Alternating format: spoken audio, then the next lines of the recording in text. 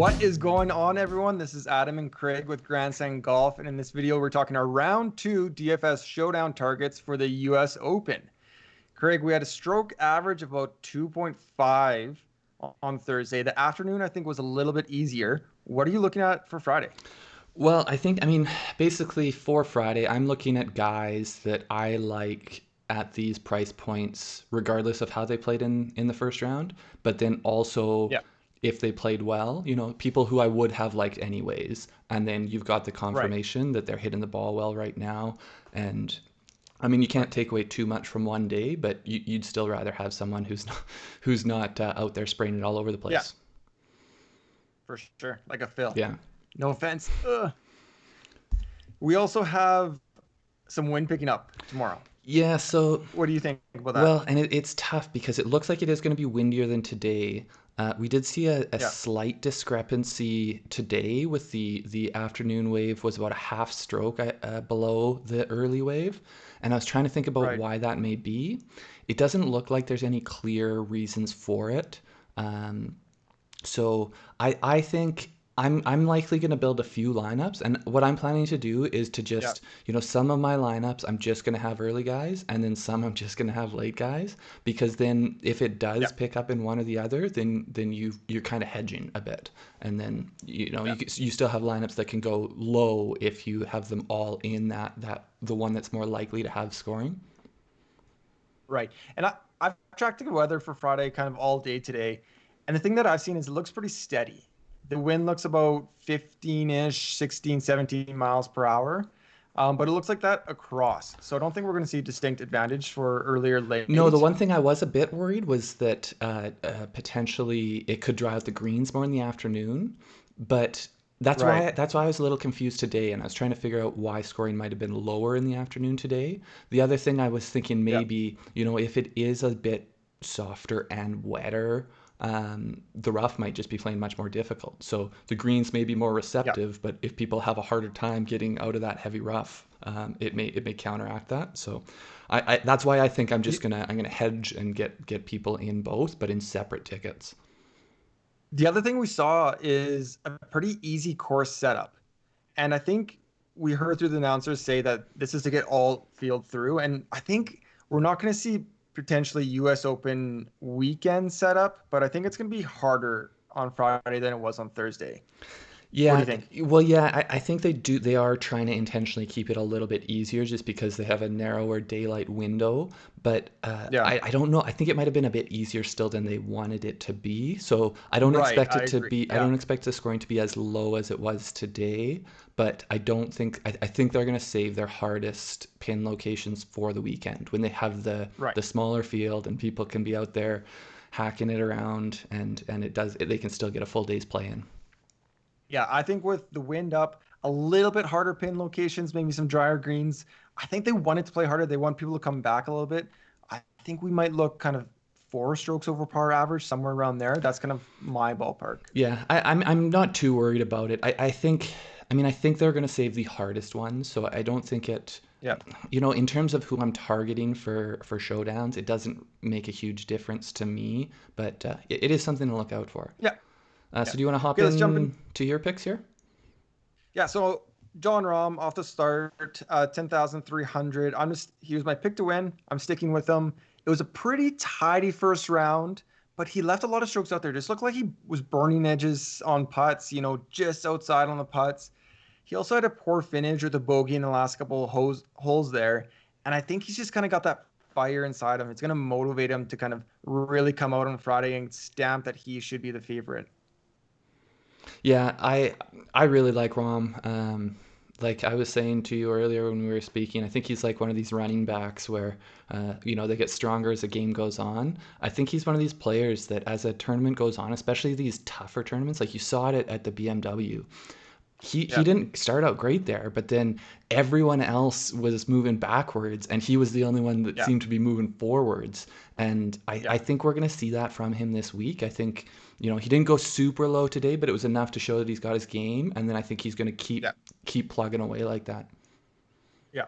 Another guy like pre-tournament, Abraham answers 7,500 on DraftKings.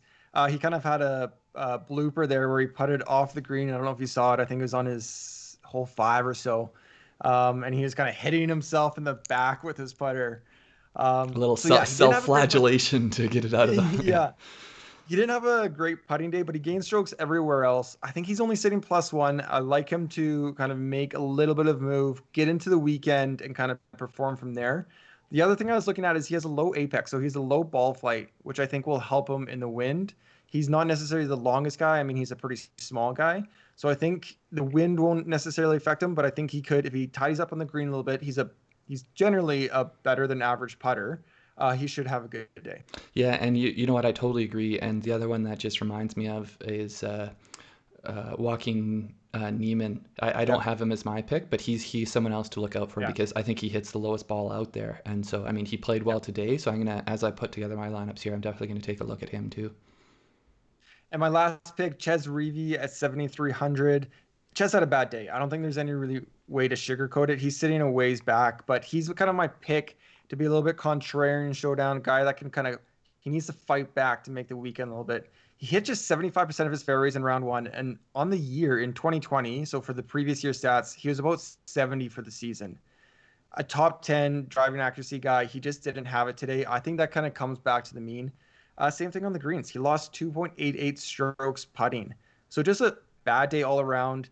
We know he can perform well at US Opens. I'm picking Ches as a low owned kind of contrarian play that can maybe go a little bit under par and at least make the weekend. Yeah. And that is, I mean, usually I'm looking for all the things that are positive, but I think Yeah. that is when you also then end up with high ownership. And so that's a perfect Yeah. example of sometimes you're good to zig when everyone else is zagging. Yeah, exactly. All right, who Um, do you got, Craig? so I've got a pretty tight approach to these three picks. Basically, Hmm. these are guys that I'm going to try to have in one lineup together. They're all people who are playing in the early tee time. So if it is a bit softer and more receptive, and then they get harder in the afternoon, or you know winds gusting Right. a bit more in the afternoon, then all three of these guys should be in the better scoring half of the field.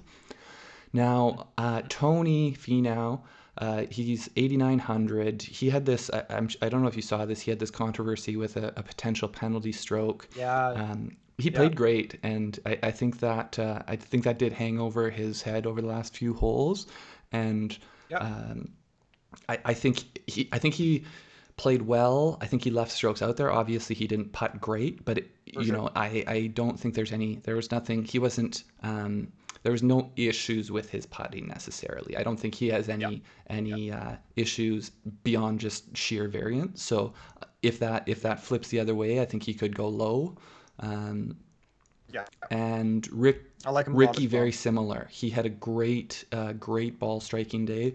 For him, it was mostly on Hmm. approach, but he Hmm. comes in at 7,700. He was one under in the first round, and a very un-Ricky like he lost a stroke and a half putting. So if His putting was crazy. I mean, you usually see him so confident, kind of rolling these putts in, and yeah, there was one that was just kind of waggling it and then just fell off near the end there. He just kind of burned one right past. Very unricky like. I Well, and that's agree. the thing. And so if he is hitting the ball anything like he was today, and his Yeah. putting, like I was looking at his strokes gained, he hasn't had a season that I saw in the last I don't know how far back, 8 years or something, where he was a negative putter. So Hmm. this is out of the Yeah, ordinary for him. So if it comes back to the ordinary and he keeps his ball striking, he for should have the sure. potential to go even lower. Yeah, I like him. I like him And as well. last one, Thomas Peters. The one problem with Peters, he's coming in at 7,300, and the only problem I think is that ownership is going to potentially be high. But you know, maybe Yeah. because he's a Euro and we don't have you know people who are going purely on models won't have strokes gain data on him. It may keep his ownership a little bit suppressed. And yeah, I guess I should point out he was your sleeper pick at the start of this whole process. So. Yeah. Uh, he was a I love my he was boy a guy that you Peters. really liked going in. He was great. I mean, his strokes gained tee to green were great, but then he also putt really well on top of that. So he was basically there was no real flaw.